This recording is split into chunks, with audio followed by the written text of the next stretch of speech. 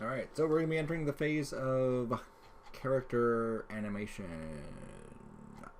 Okay, so what we need to do is find a rig that we're going to use. We need to find a biped. Biped means two-legged, so this is a quadruped. He has 4 legs, so we will not be using that dude. We also want to find something that is easy to work with. Something like this might look cool, but sometimes these can be hard to work with when you're trying to do a specific type of pose or animation or something. That guy could actually probably work. Also, you want to consider the look of our characters.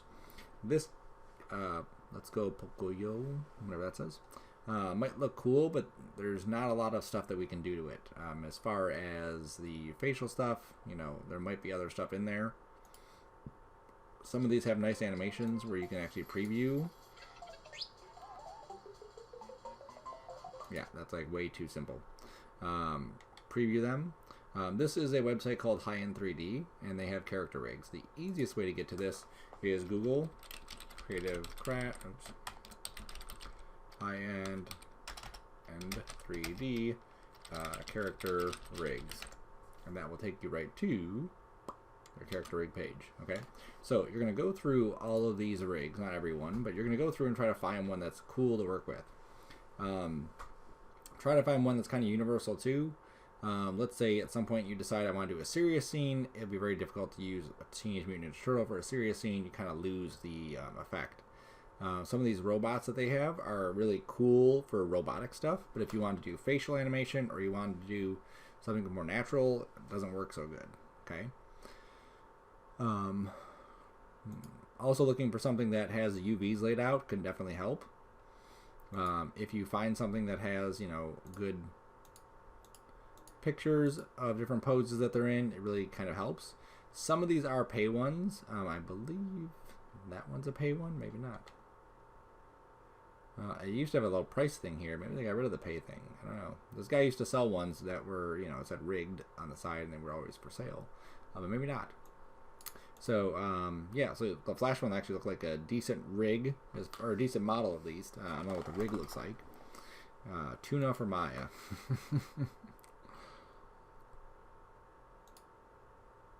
And that looks like a neat one too.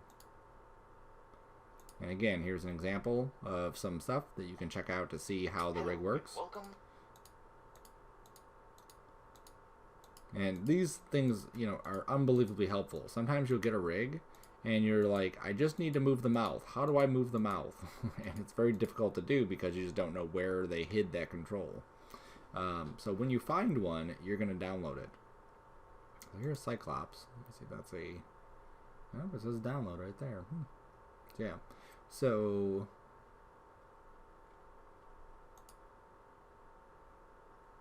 download. I'm just seeing if it connects or downloads it. Oh, I have to log in, right? I didn't log in. I didn't save my login information. It's probably wrong. Nope, it's right. Let's hit the back button a couple times. Never. I probably should have said save. Nope, it is downloading it. That's awesome. So you can check those out and see. In the past, students have used Alfred. This is a cool rig because you can change different features of Alfred. So like his outfit you can change. So if you had a scene with multiple characters and you wanted to differentiate them, you definitely could. Problem with Alfred though, he's kind of old. He's, close that. Version 8, version 7. It still worked in previous versions like 2016, 2015. But you have to check it out. Blake is another one that's really cool. He can change not only his clothing, but he can also change his facial features, glasses, mustache, skin color. People have used him before too. Really, really cool. Chicken rig, too small. Some of these are just horrible rigs. Not all of them, but some of them are. Someone used this one, I think, last semester, and I didn't care for it. I did use the Homer one. That's a pretty awesome rig. So you could use Homer rig. Okay, so go through these and find a couple, download them, and start to play with them. If you get something that doesn't have textures on it like this, like I said, you can't really do facial animation. Not that we're going to, but you may want to at some point. So just keep that stuff in mind. Same thing with like Spider-Man or whatever. So Andy rig is the one that I like to show because it's pretty much like the best rig, the best example rig at least. And the neat thing about it is it has these controls. Most of your rigs will have a control on the bottom. That's the master controller. So this is called Andy World is what it's called. And what it allows me to do is go in here and I could customize stuff. So here's the hair. Zoom out. So I can say I want a boy's haircut. And now it's a boy's haircut. I want a girl's haircut. I want a man's haircut. I want a woman's haircut. Or I want no hair. Okay, pretty awesome. Here's the girl's chest or the boy's chest. Here's the girl's vest or the girl's skull or the boy's smiley shirt. Really awesome stuff. Here's even the level of smoothness. So I can go to a proxy version of Andy, which is really low res. Now the reason for this, you'll see there's holes in the shirt. The reason for this is that I may want to animate this and work quickly, and by doing that I can. So just so you can see, here's a box on the arm that allows me to move the arm, and you can see how quick this is going, even though it doesn't look the best. And if I grab that again and I turn this up to smooth 2, which is what we would typically render this at, and then I grab the arm and move it, you can see how slow this is going. Okay, so typically when we animate, we want to work as fast as we can. So we work in something like proxy. Sometimes smooth is even sufficient. You can see that goes pretty quick. But in those cases where we got a lot of stuff going on, maybe proxy would be ideal. So you want to look through the rig and you want to make sure you can control all the major stuff. So for Andy, he has controls on his wrists. So I can grab Andy's wrists and I can move Andy's wrists around. You'll see that he even stretches. Obviously it looks really funky, but that's no big deal because he also has an auto stretch, which I can turn off, meaning that now his arm will no longer stretch past that point. Okay, that's important to know because you want to make sure that you have complete control of this rig. Andy also has a collarbone controller. Some rigs don't. So he can lift his shoulder if he needs to. He also has an elbow pointer. So as I grab this and move it, I'm pointing where the elbow is looking. He also has finger controls. So if I grab this circle here, I can go to these finger controls and control the fingers. Now there's not like, grips and whatever else. It's just simply a matter of rotating these joints and getting them to where we need them. Okay, so now we set a fist. I could even go to this arrow and change how I'm moving his hand around. Let me do it on the other side. So I'm going to go to this arrow. I'm going to change this to from IK, FK, and put that to 0. And you'll see that the box goes away and we have these circles. Now what these circles are FK, meaning that if I want to move his hand, I don't grab the move and move it, I rotate. I rotate his hand, rotate his elbow, rotate his shoulder. Okay. Now the benefit of this, put his hand back to a normal position, and his elbow kind of down a bit, is that if Andy is walking, it's much easier to grab this one controller, just ignore the awkward pose, and do this to give his hand some kind of swing to it. As opposed to this hand, if I was trying to do that same kind of motion, let's rotate the wrist, down, there we go. I really have to animate this, very carefully because it's very difficult to create a nice arch in this way. Okay, so he has a lot of nice controls for that kind of stuff. He also has these chest controls, which I can move up and down. And again, I can change the stretching parameters. I can rotate parts of the chest here. I can also grab this one and translate it if I need to just adjust some space. He has 2 hip controllers, which is awesome. Some rigs don't. So like this one is just for the hips. This one is for the lower body. Okay, or the upper body. So as I move this, you can see it moves his entire upper body. That's awesome. And then for his feet, we have similar controls. The arrows allow me to switch between the IK and FK. The circles allow me to move Andy's legs, so I can move them. And then he also has a bunch of cool feet controls, like heel pivoting, ball pivot, toe pivot, foot roll, and ball roll, and total. Okay, and that's for both of them. He has those. He also has knee aimers, so we can move these to control which way his knees are pointing. And then if I go back to here, I can turn on his facial controls. Okay, now he has this that controls his mouth. These control his upper lips. Here's his mouth emotion, smiley, frowny. Here's another one. And here's his tongue. Oops, let's open his mouth, I guess. I can't remember where I found his mouth opening before.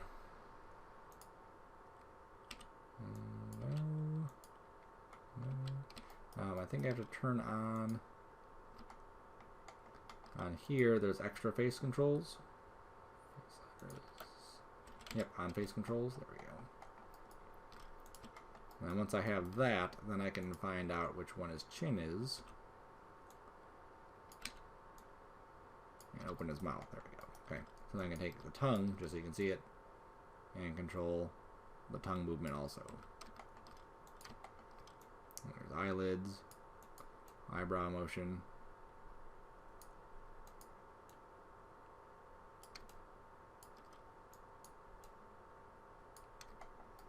And I could even get in here with these facial controls and control things individually.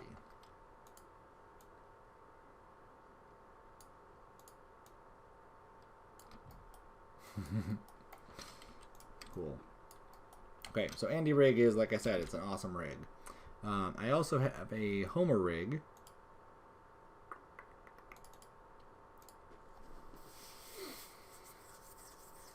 And don't save your character after they're kind of distorted. You want to have them in a default pose. So you may need to re-download them if you screwed them up.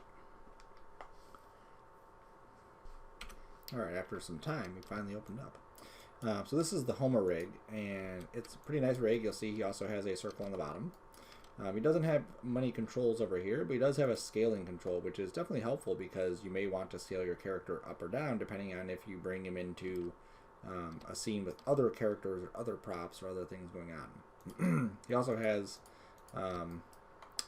the 2 hip control. So here's 1 hip control, and then here's the other one.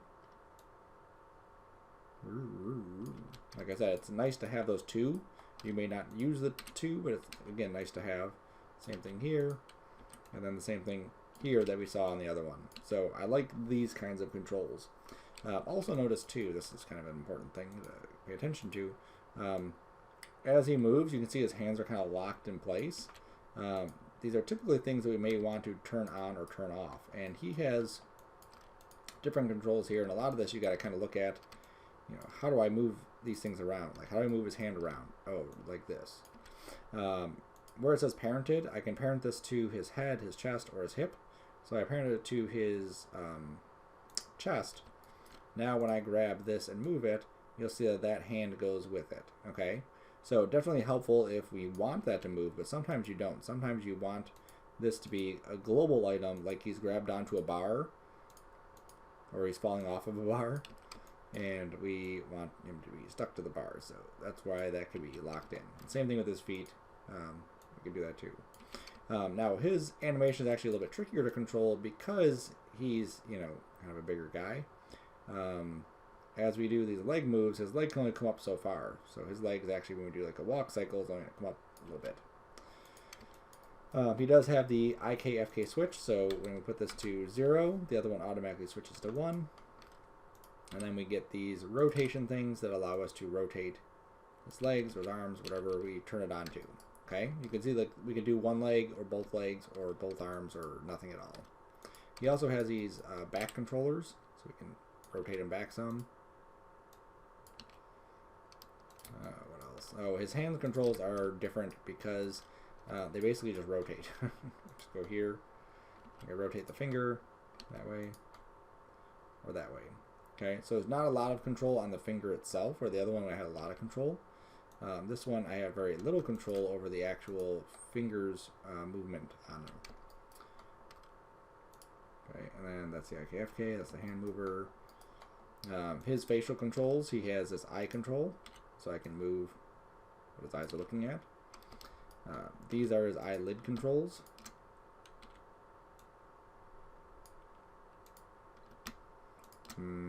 Donuts.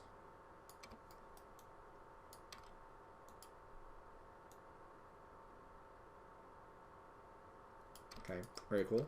He has ear controls, which Andy Rig didn't have, so we can rotate his ears. He has his head controller. Andy Rig did have a head controller, obviously. Okay, so this is what we're looking at, is just how do we control this guy? How do we move him around? Is this going to work for the stuff that we want to do? All right, so for a lot of it, there's a lot of stuff you wouldn't typically use, but it's like nice to have. He also has this one, which is really awesome. You can give some nice bounce as he's walking. Very cool. And then he does have his shoulder collarbone rotators too, which is really cool. Again, gotta watch it doesn't hit the neck. All right, so that's your first job. Find a rig that you want to work with, something you're going to be spending the next half of the semester, or the next half of the semester working on with this rig. And then once you have this, then you need to set him up. Okay, so for Homer, if I were to go through Render Man,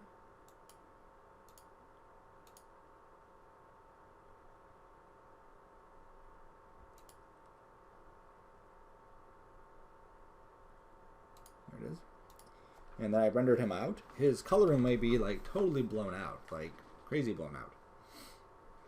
Because his materials are not set up for RenderMan. His materials are set up for other renderers. Okay, so two things. One, this is coming at 640 by 480, so we want that to be a different size eventually.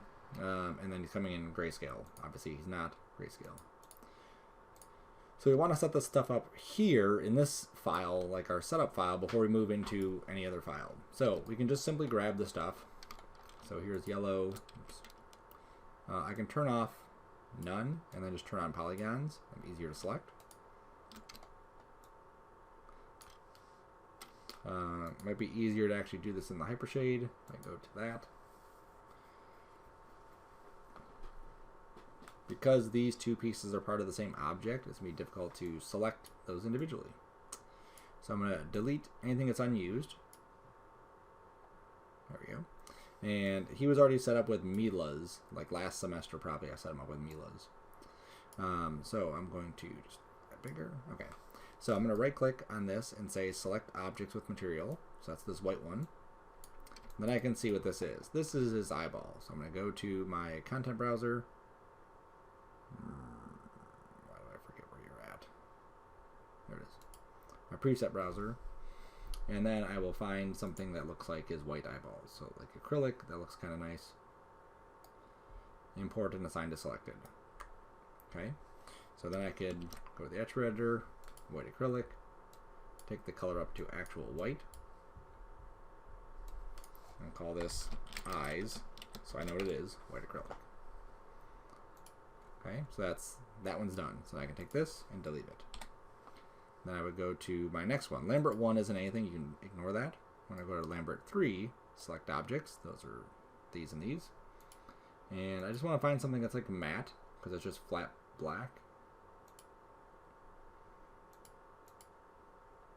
There you go, right click, import and assign to selected. Control A. And eyes, hair. Should be good. Okay, well, we can tweak these after, and then just continue the same process. Select objects with the blue, those are his pants, and then find something. You can just get like a basic like rubber material, it doesn't have to match exactly, and then you can find the color that you want. There we go. Get rid of that Lambert 5, Lambert 6, select objects. I should have named that one pants. I didn't. Got that. Shirt.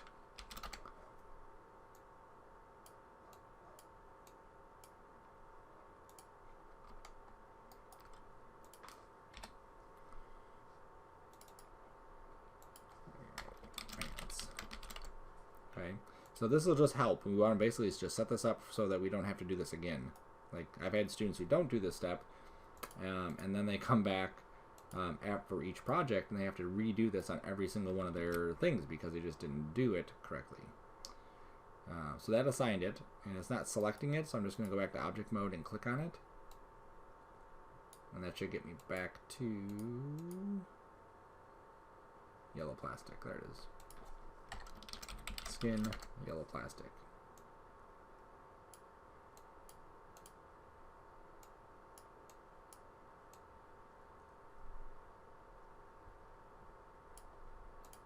Alright, we can adjust the colors later. Let's do yellow, whatever. Yeah. Where did that go? Milo.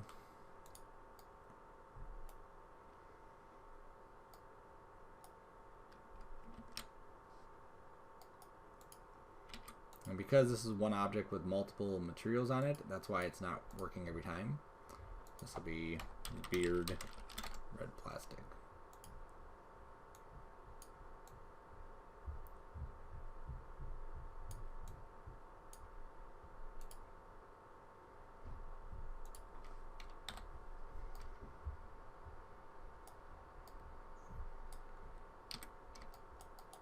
Shoes.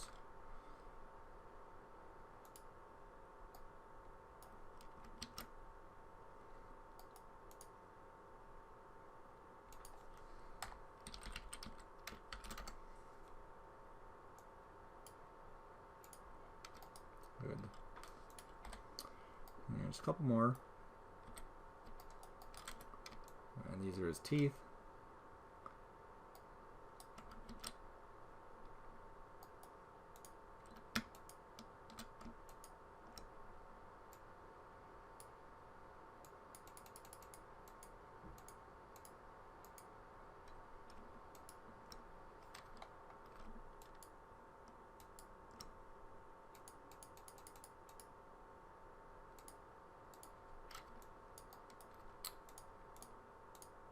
There we go.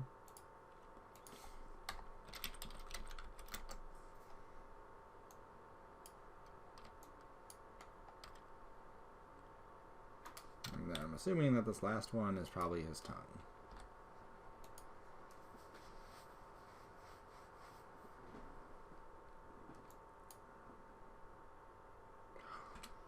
Alright, so we're back in action.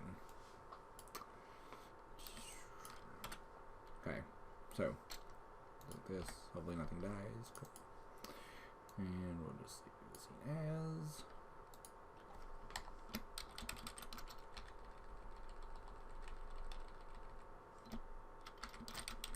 I'm just saying this as Homer shaders fixed. That way I know what stage this is at.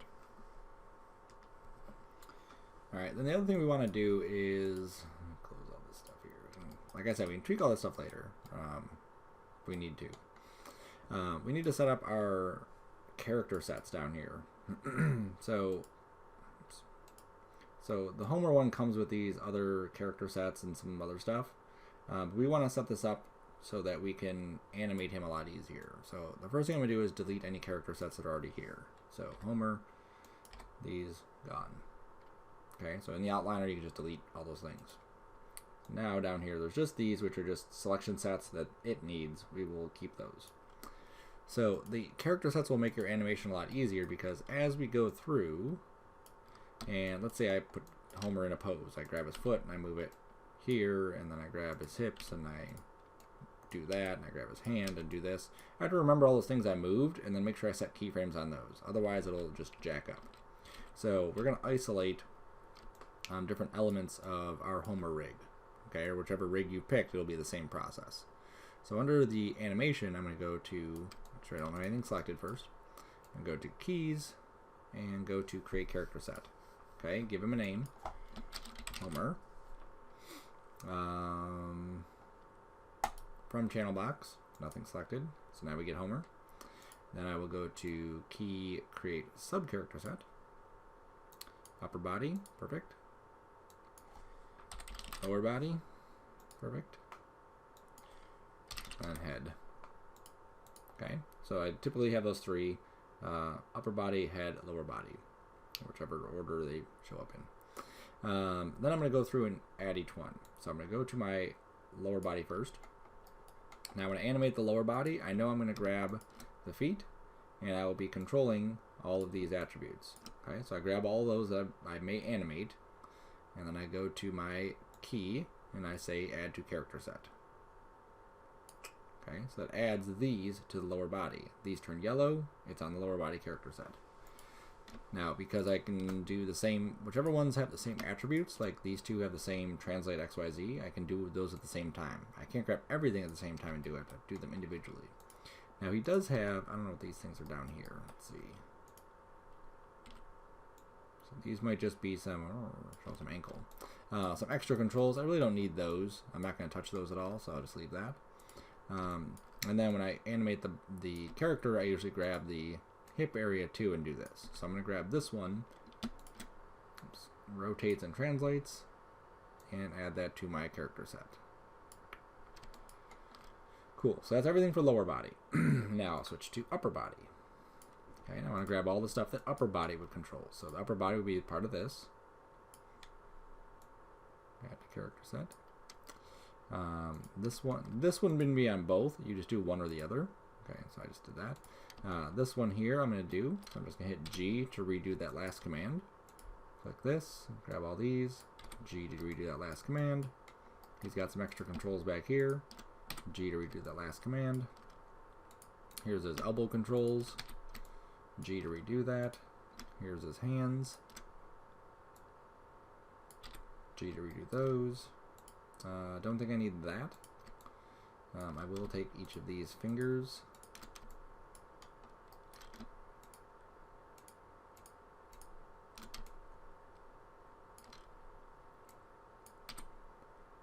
Something there. Let me see what this is. Pinky root. Oh, it allows that to like twist and spread. Okay, so that's a neat one. So I'll take that. Should I grab the one on the other side too? Cool. Collarbone.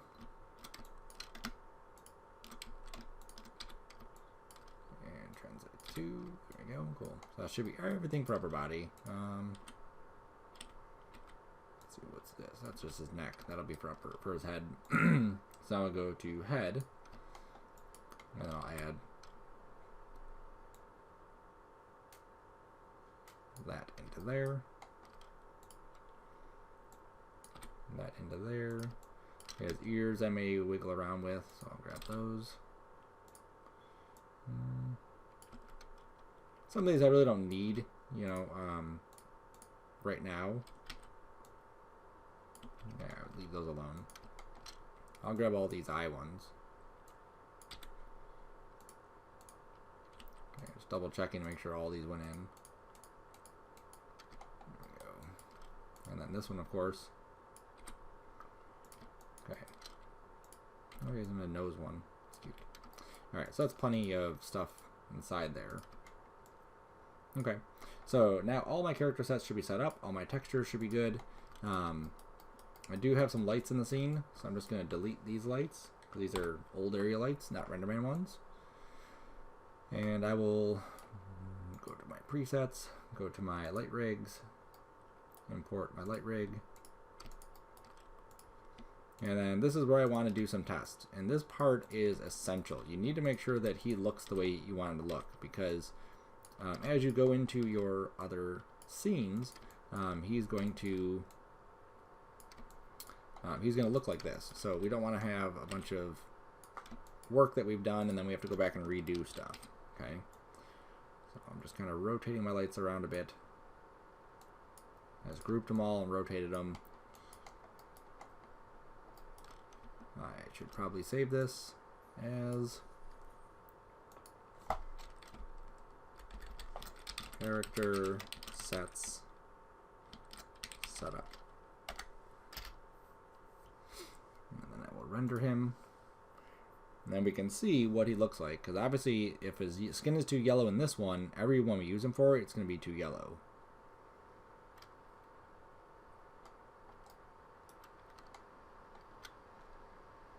There's definitely something going on. Discard that.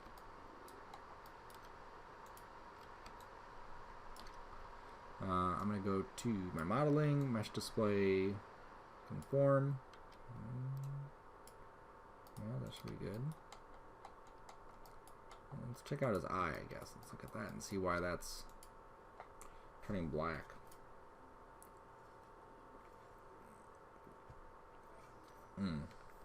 His eyeball is turning black.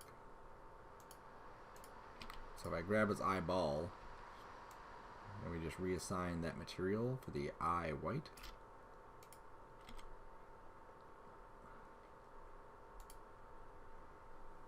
Let's see if that fixes it. Sometimes it does, sometimes it doesn't. We'll have to see why else it might be doing it.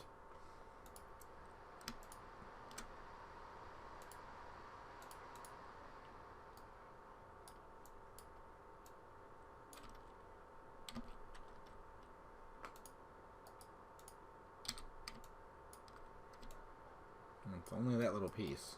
It's weird.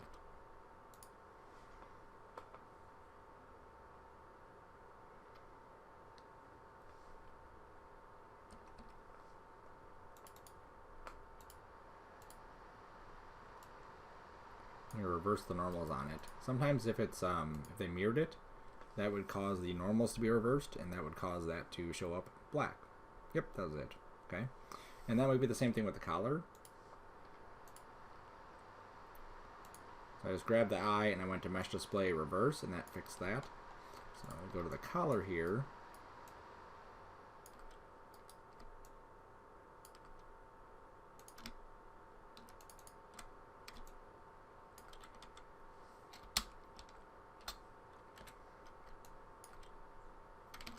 Oops. Mesh display reverse.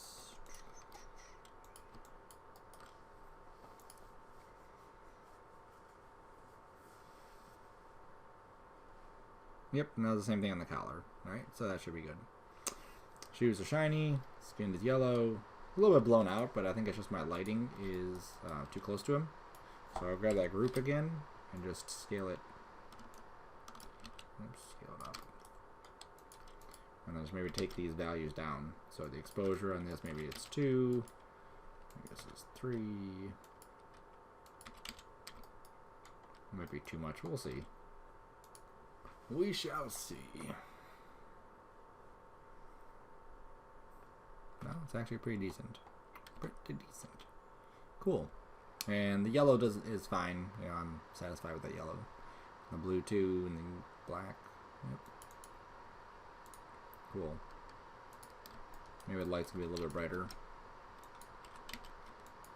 3, 4. I could give him a little bit more shininess too, just because he's a cartoon. I could do that. I don't think I will. Yep, that's good. I like that. Okay, closey. Awesome. So now I can save this. He's already ready. He's ready to go. So then this is all set up. So then once you have these parts done, the next step is going to be to go to Google and just look for images. For action poses.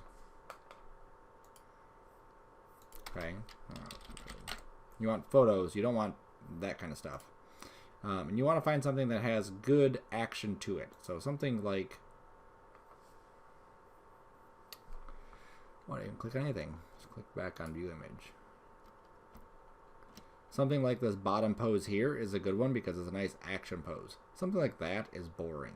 Okay, you want it to look exciting. Something like this one could be good too. You want a full body image. These are cool too. Look at that. You want a full body image so you can see their feet, their arms, their hips, their legs, everything. You want to see the entire body. This one for him isn't good because you can't see him at all. He's like cut out. But this one for her is good. You can see where her shoulders are. You can see her line of action. You can see where her hips are, where her legs are. So that would be a good one too. So what you're going to do is you're going to save the images and put them into your source images. Or you make a folder or whatever. And then, yeah, those ones are no good. Find actual ones. There we go. Those are cool. They kind of have props, so if you wanted to get something with props, you could definitely do that too. So you're going to save them into your source images, and then the next step I'll go over is how to actually start posing your character into these gestures. Sometimes it helps too if you know exactly what you want. Yoga poses, photo. So here's one, there's one. You know, these ones aren't terribly exciting. Definitely not something like this that's like too boring. Basically, their hands are up and they're upside down. It looked like her hair was holding her up, but her hand's there. Stuff like this, like that. Okay, find exciting poses, or karate poses. Okay, and again, find stuff that is a picture, that is not a drawing, that's not a silhouette, that is not somebody else's 3D interpretation. You're going to find actual photos. That's cool too. Okay, so you're going to need 3 of these, so save these images into your source images. You may need more if that's the case, but for the most part, 3 should be good. Let's say you get one and you're like, I don't like this pose after I started doing it, then you'll need another one. So it always helps if you see one you like or see 70 you like to just grab them because you might want to use them. You could also find a scene. So like,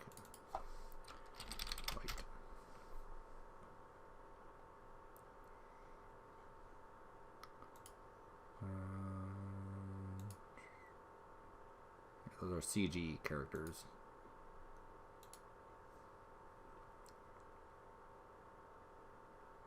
So let's say something like this. Okay, those are 2 good poses there on the right, or even that one's a good one. So you could do these 2 as 2 of your poses. Okay, and that would count. All right. So find your rig, number 1. Number 2, fix the textures on them. Number 3, set up the character sets. And then number 4, find your poses. And then from there, we can start going to the next stage of actually posing our character in the poses we want them to be in. Cool? Awesome.